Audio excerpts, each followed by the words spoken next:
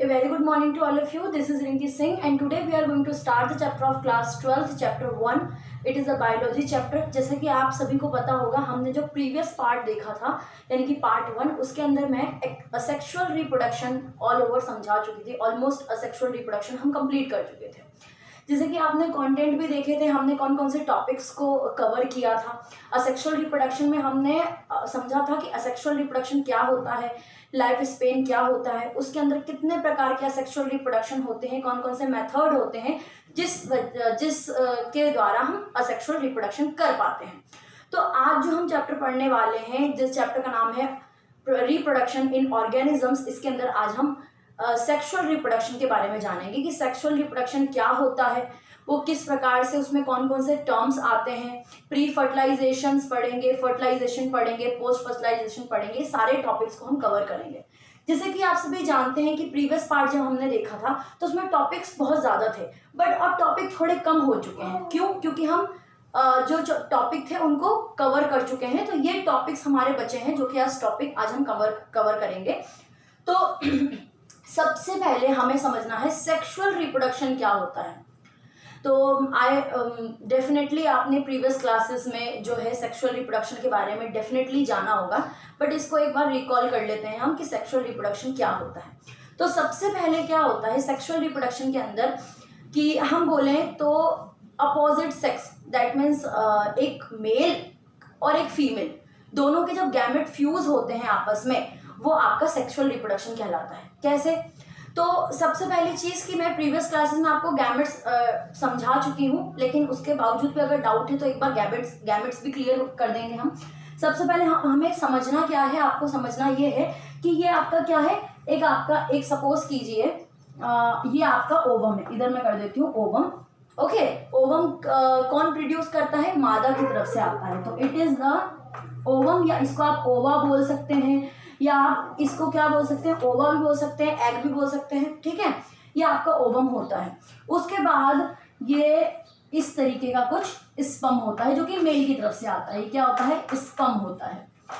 अब गैमेट्स होता क्या है? देखिए, मैंने आप सबको बताया था कि आपका स्पर्म जो है वो लाखों की संख्या में होता है, लेकिन जो फर्टाइल हो रहा है, जो जिसका फ्यूजन हो रहा है, जो फ्यूज हो रहा है, वो ही गैमेट्स कहलाता है. या तो फिर आप वन वर्ड में रिप्रोडक्टिव सेल भी समझ सकते हो कि जो सेल आपस में फ्यूज होते हैं वही गैमेट्स कहलाते हैं. ये आपका स्पर्म भी गैमेट्स कहा जाएगा और ओवम भी क्या कहा जाएगा? गैमेट्स कहा जाएगा. ओके, इन दोनों को ही हम कहेंगे गैमेट्स. दोनों को क्या कहा जाता है? यहाँ पे मैं लिख देती हूँ, both are called gametes.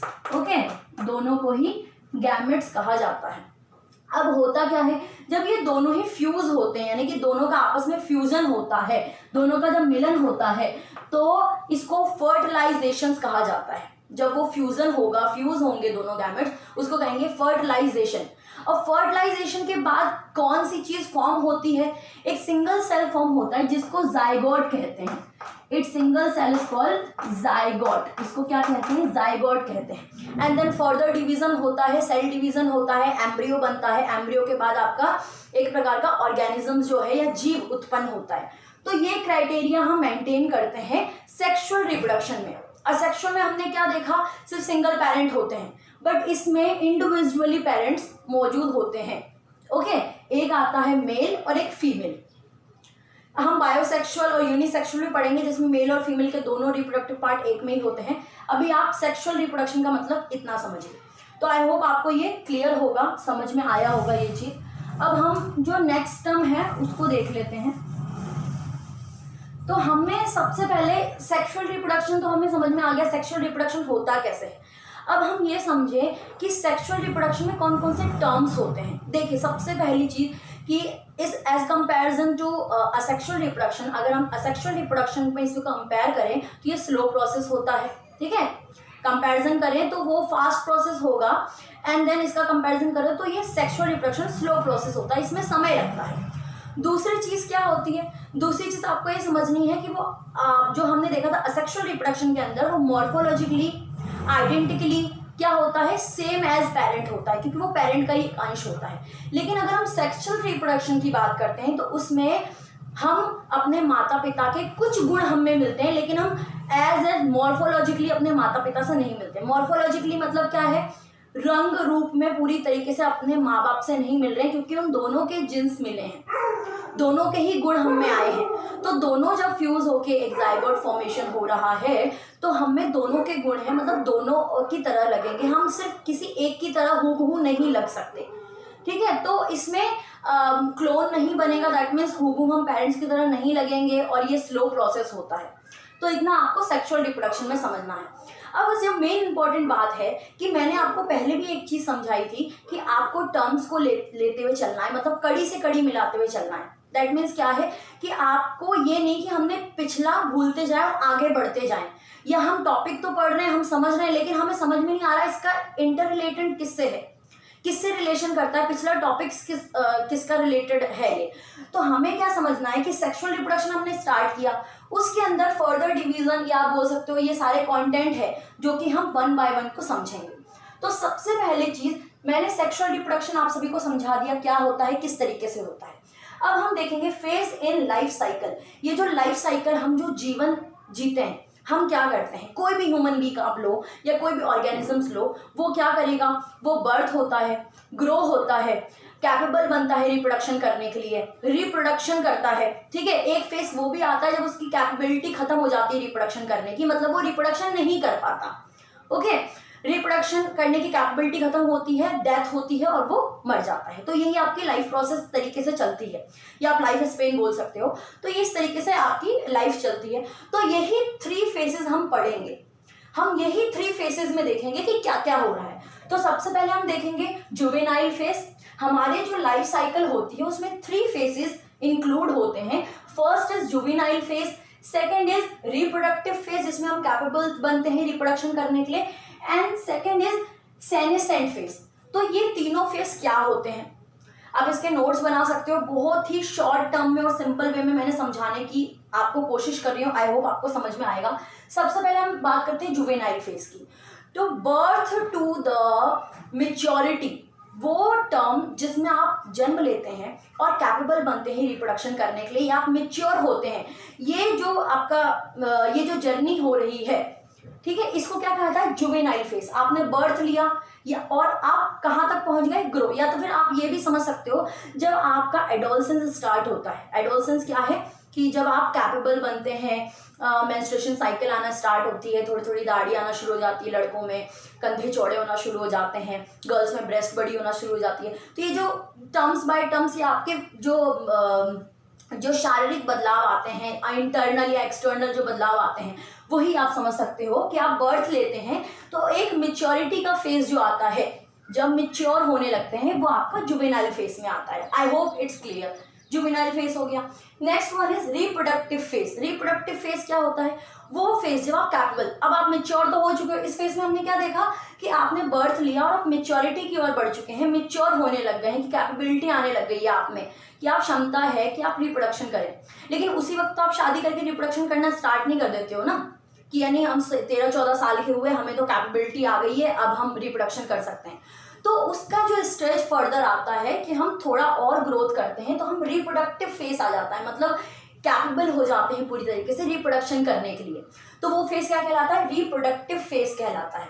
And the next one is senescent phase. अब सेनेसेंट फेज क्या होता है, जब आपकी रिप्रोडक्शन की क्षमता खत्म हो जाती है, मतलब आप रिप्रोडक्शन करने के लिए सक्षम नहीं होते।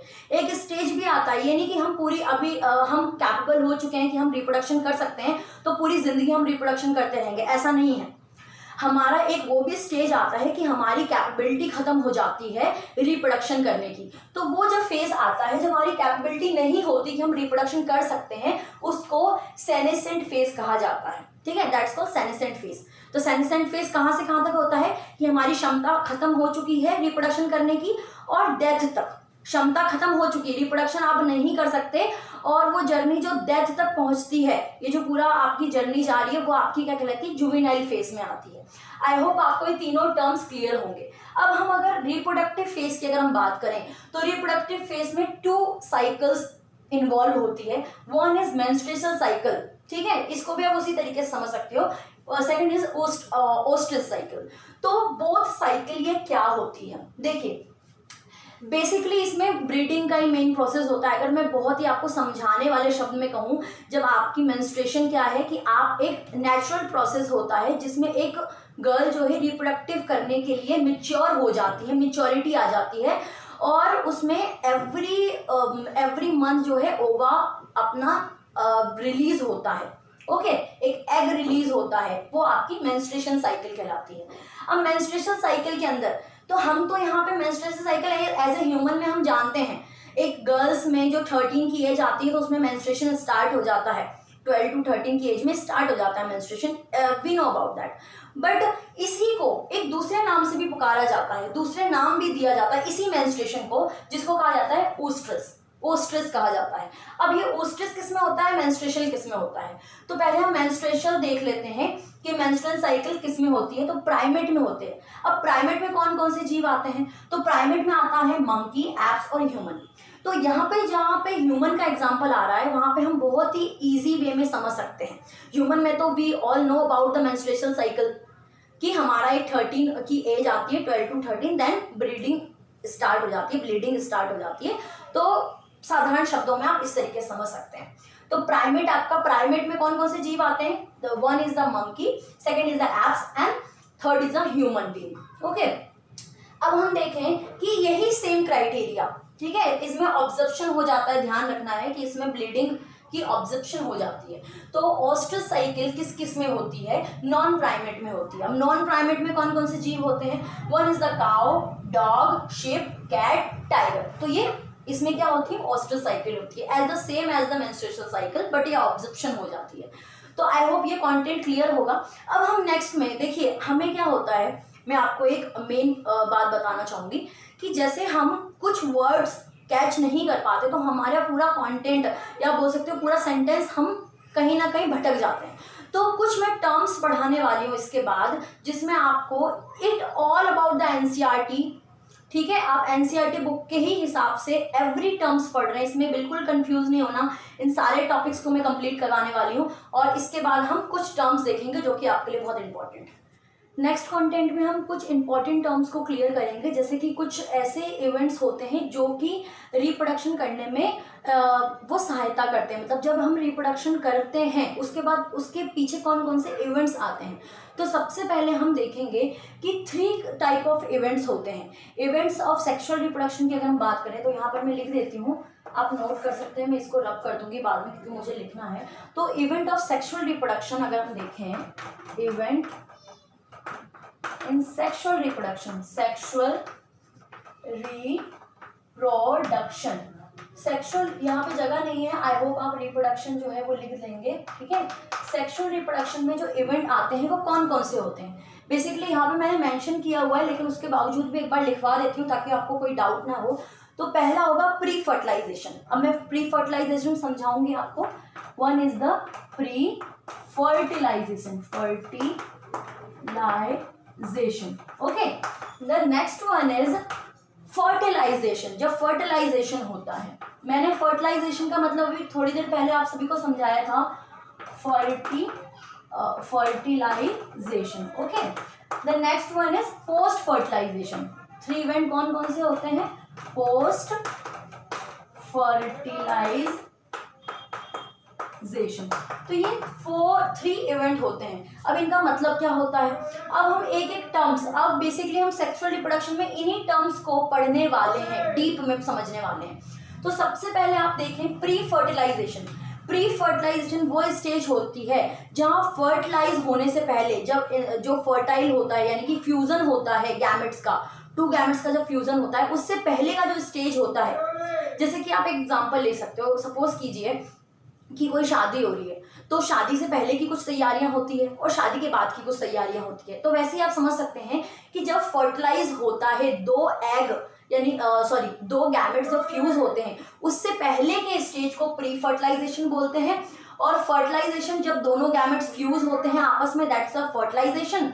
और उसके बाद का जो प्रोसेस होता है, यानी कि जब फर्टिलाइज हो जाएगा तो एम्ब्रियोजेनेसिस बनेगा, ऑर्गेनिजम्स बनेगा, तो उसके बाद का जो प्रोसेस होगा वो कहलाएगा पोस्ट फर्टिलाइजेशन। तो ये 3 इवेंट होते हैं सेक्सुअल रिप्रोडक्शन के अंदर। आई होप आपको ये कंटेंट जो है वो क्लियर होगा। अब हम इसके मेन टॉपिक्स को समझ लेते हैं, ठीक है, जो कि आपकी एनसीईआरटी बुक के ही अकॉर्डिंग है और बहुत ही इंपॉर्टेंट है ये। इससे आपके नीट के प्रोस्पेक्टिव से भी काफ़ी सारे क्वेश्चंस निकलते हैं। तो हम टर्म्स को देख लेते हैं। सबसे पहले हम समझेंगे कि आपका जो हम पढ़ रहे हैं, हम क्या पढ़ रहे हैं, प्री फर्टिलाइजेशन पढ़ रहे हैं। ओके, प्री फर्टिलाइजेशन पढ़ रहे हैं। तो प्री फर्टिलाइजेशन में हम जो फर्स्ट टर्म पढ़ रहे हैं, देखिए प्री फर्टिलाइजेशन में 2 टर्म होते हैं। कौन कौन से होते हैं? गैमेटोजेनेसिस होता है, मैं अभी गैमेटोजेनेसिस का मतलब समझाऊंगी, and the second one is gamete transfer. तो प्री फर्टिलाइजेशन जो हो रहा है, मतलब जो फर्टिलाइजेशन की जो पहले वाला स्टेज हो रहा है, उसमें 2 टर्म होंगे। One is the gametogenesis, the formation of the gametes, it's called the gametogenesis. कि जब गैमेट्स का फॉर्मेशन हो रहा है, जो गैमेट्स बन रहे हैं, उसको क्या कहा जाता है? गैमेटोजेनेसिस कहा जाता है। और उसके बाद जब गैमेटोजेनेसिस हो गया, मतलब गैमेट्स जब बन गए, तो क्या होंगे? वो ट्रांसफर होंगे। तो सेकंड टर्म क्या होगा? Gamete transfer. तो प्री फर्टिलाइजेशन में 2 टर्म होते हैं। I hope you understand. तो 2 टर्म होते हैं। अब मेन बात हम बता देते हैं, कुछ टर्म जो मैंने यहाँ पे लिखे हैं, ये कंफ्यूज हो जाते हैं काफ़ी सारे बच्चे इस चीज़ को। तो बहुत सिंपल वे में हम समझेंगे। आपको ध्यान रखना है, डे 1 से मैं बोलती आई हूँ, कड़ी से कड़ी मिलाते हुए चलना है। हमें पिछले टॉपिक्स को बिल्कुल नहीं भूलना है। हमने सेक्सुअल रिप्रोडक्शन समझा, हमने फर्टिलाइजेशन समझा, इवेंट समझा है, ठीक है। उसके बाद हम 2 टर्म्स में आ चुके हैं प्री फर्टिलाइजेशन के टर्म्स में। तो इनमें कुछ इंपॉर्टेंट मेन टॉपिक्स को कंप्लीट कर लेते हैं। सबसे पहली चीज़, it is a very basic things rather than I explain you. तो मेल गैमेट्स को क्या कहा जाता है? मेल गैमेट्स को एक तो स्पर्म कहते हैं, जो कि बहुत ही कॉमन है, आपने हमेशा सुना होगा। दूसरा नाम होता है एंथ्रोजॉइड, एंथ्रोजॉइड भी कहते हैं। मेल गैमेट्स को एंथ्रोजॉइड भी कहा जाता है, एंथ्रोजॉइड। ओके, फीमेल गैमेट्स को, it's a very basic thing, ovum और एग भी कहा जाता है। Okay, the term is clear. अब हम देखते हैं, जो कि आपके एनसीईआरटी बुक के ही अकॉर्डिंग है, आइसोगैमेट्स और होमोगैमेट्स क्या होता है। तो आइसोगैमेट्स और होमोगैमेट्स क्या होता है? तो मॉर्फोलॉजिकली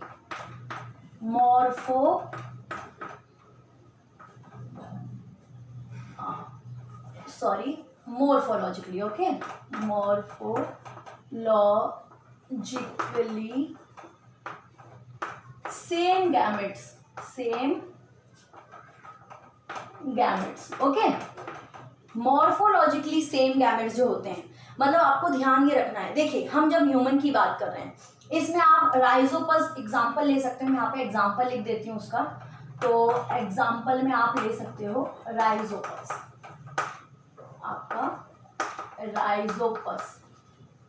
तो सबसे पहली चीज कि आप आइसोगैमेट्स और होमोगैमेट्स क्या होते हैं, तो आपको ध्यान ये रखना है, जिसके दोनों मेल और फीमेल के दोनों ही गैमेट्स हूबहू एक दूसरे जैसे ही लगते होते हैं, जिसमें हम कैटेगराइज नहीं कर सकते या आइडेंटिफाई नहीं कर सकते कि कौन सा मेल का है और कौन सा फीमेल का है।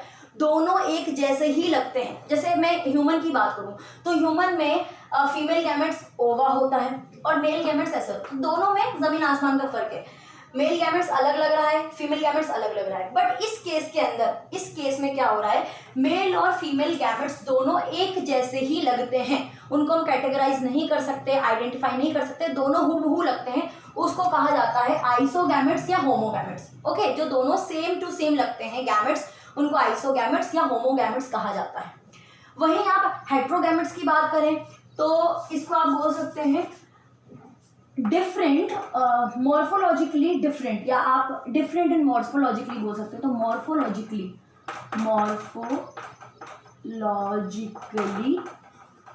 Different to each other. तो जो एक दूसरे से अलग दिखते हैं गैमेट्स, जो एक दूसरे से डिफरेंट लगते हैं, उनको क्या कहा जाता है? हेट्रोगैमेट्स कहते हैं। इसमें आप कौन सा एग्जांपल ले सकते हैं? इसमें एग्जांपल ले सकते हैं ह्यूमन का। कौन सा ले सकते हैं आप? ह्यूमन का अच्छा एग्जांपल ले सकते हैं। जैसे मैंने अभी बताया, ह्यूमन में क्या हो रहा है, ह्यूमन में मेल गैमेट्स और फीमेल गैमेट्स दोनों अलग अलग दिखते हैं, जिसमें कि गैमेट्स डिफरेंट लगते हैं, उनको हेट्रोगैमेट्स कहते हैं। It is the very simple things. उनको क्या कहते हैं? हेट्रोगैमेट्स, जिसमें मेल और फीमेल गैमेट्स अलग अलग दिखते हैं। जिसमें सेम दिखते हैं दोनों गैमेट्स, उनको बोलेंगे होमोगैमेट्स या आइसोगैमेट्स कहेंगे। नेक्स्ट टर्म में हम आते हैं होमोथैलिक या मोनेशियस क्या होता है। होमोथैलिक या मोनेशियस क्या होता है? तो होमोथैलिक क्या होता है, मोनेशियस क्या होता है?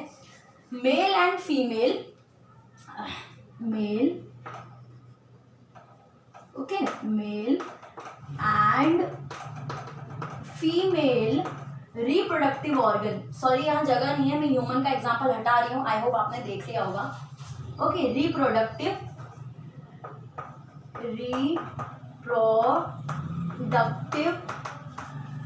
Organ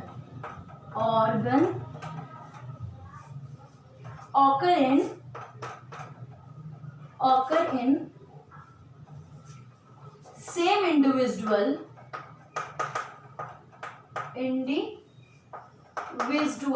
okay, individual, I hope आपको दिख रहा होगा, ये थोड़ा छोटी छोटी राइटिंग मैंने लिखी है, तो ध्यान क्या रखना है आपको कि वो होमोथैलिक या मोनेशियस वो होते हैं जो कि मेल और फीमेल दोनों के अंदर जो रिप्रोडक्टिव ऑर्गन होते हैं वो सिर्फ एक ही पेरेंट में होते हैं। इंडिविजुअल सेम ऑर्गेनिजम्स में या एक ऑर्गेनिजम्स में होंगे उनको क्या कहा जाता है, होमोथैलिक या मोनेशियस कहते हैं। क्या कहते हैं? होमोथैलिक या मोनेशियस कहा जाता है, जहां पर male and female reproductive organ occur in the same individual. Male और फीमेल का दोनों का रिप्रोडक्टिव ऑर्गन, जैसे कि आपने 7th क्लास से ही आप रिप्रोडक्शन, जब प्लांट का रिप्रोडक्शन का एक चैप्टर है प्लांट रिप्रोडक्शन में, आपने देखा है कि प्लांट रिप्रोडक्शन में क्या होता है, बाइसेक्सुअल होते हैं। बाइसेक्सुअल का मतलब क्या है, मेल का भी उसके अंदर है रिप्रोडक्टिव ऑर्गन और फीमेल का भी उसी के अंदर है, जिसमें मेल का भी रिप्रोडक्टिव ऑर्गन और फीमेल का भी रिप्रोडक्टिव ऑर्गन सिर्फ एक ही इंडिविजुअल में होता है। एक ही जीव में दोनों के रिप्रोडक्टिव ऑर्गन होते हैं, उनको होमोथैलिक या मोनेशियस कहते हैं। बहुत ही सिंपल है, जिसमें दोनों के रिप्रोडक्टिव ऑर्गन एक ही इंडिविजुअल में होंगे उसको क्या कहा जाता है, होमोथैलिक या मोनेशियस कहते हैं। वहीं उसके अपोजिट ले लेते हैं हम कि हेट्रोथैलिक और डायोशियस किसको कहते हैं। हेट्रोथैलिक या डायोशियस किसको कहते हैं, तो यहाँ पे जगह नहीं है, मैं आपको ऐसे ही बोल के बता देती हूँ। मेल एंड फीमेल, इसी के आप अपोजिट लाइन ले लोगे हो जाएगा। Mail and female gametes reproductive organ not occur in same individual, यहाँ पे सिर्फ नॉट लगाना है, बाकी सब लाइन ठीक एक ही है, जिसमें मेल और फीमेल गैमेट्स जो है एक इंडिविजुअल में नहीं होते, अलग अलग में होते हैं। यानी कि फीमेल का रिप्रोडक्टिव ऑर्गन किसी और में होगा और मेल का मेल में होगा। जो अलग अलग रिप्रोडक्टिव ऑर्गन अलग अलग इंडिविजुअल में होते हैं उसको कहा जाता है आपका हेट्रोथैलिक या डायोशियस। ओके, हेट्रोथैलिक या डायोशियस कहते हैं। I hope you understand. Homothallic क्या है, जिसमें मेल और फीमेल दोनों के ही रिप्रोडक्टिव ऑर्गन एक में है, और हेट्रोथैलिक क्या है, जिसमें दोनों मेल रिप्रोडक्टिव अलग है और फीमेल रिप्रोडक्टिव ऑर्गन दूसरे में है, तो उसको हेट्रोथैलिक या डायोशियस कहा जाएगा। अब आपका क्या है, गैमेटोजेनेसिस। गैमेटोजेनेसिस में हो क्या रहा था, गैमेटोजेनेसिस में आपका फॉर्मेशन ऑफ गैमेट्स हो रहा था, कि वो प्रोसेस जिसमें कि गैमेट्स का फॉर्मेशन होता है, दैट्स कॉल्ड गैमेटोजेनेसिस। अब गैमेटोजेनेसिस दो प्रकार से होता है, यानी कि फॉर्मेशन जो होगा गैमेट्स का वो 2 वे में होगा। एक होगा हैप्लॉइड और एक होता है डिप्लॉइड, जो कि आपने क्लास 9th में आपका ये पूरा सेल डिवीजन पे पूरा चैप्टर है, जो कि आप प्रीवियस क्लासेस में ऑलरेडी पढ़ चुके हैं। तो रफ एक क्वेरी हम ले लेते हैं। तो हैप्लॉइड और डिप्लॉइड दो तरीके से आपका गैमेटोजेनेसिस होता है, यानी कि गैमेट्स का फॉर्मेशन होता है। अच्छा, जो हैप्लॉइड होता है वो किस में होता है, यूनिसेलर में होता है, as you all know about this. तो यूनिसेलर में होगा तो उसको क्या कहा जाएगा, माइटोटिक डिवीजन कहते हैं। यूनिसेलर में जो हैप्लॉइड होता है, हैप्लॉइड जो होगा वो किसके द्वारा होता है, वो माइटोटिक डिवीजन द्वारा होता है। और जो डिप्लॉइड होता है वो किस में होता है, बाय द मियोसिस डिवीजन। ये मियोसिस डिवीजन के ऊपर होता है। क्योंकि आप 11th में ऑलरेडी सेल डिवीजन आप पढ़ चुके हो, तो इसको हम ज़्यादा डीप में नहीं जाएंगे। तो आई होप ये कंटेंट ये पूरा समझ में आया होगा। अभी हम यहाँ तक कंप्लीट कर चुके हैं। ओके, अब नेक्स्ट वीडियो जो आएगी वो हम पूरा चैप्टर कंप्लीट कर लेंगे। आई होप ये वीडियो आपको पसंद आई होगी, समझ में आई होगी। अगर समझ में आई है, पसंद आई है, तो प्लीज़ लाइक, सब्सक्राइब और शेयर ज़रूर करें।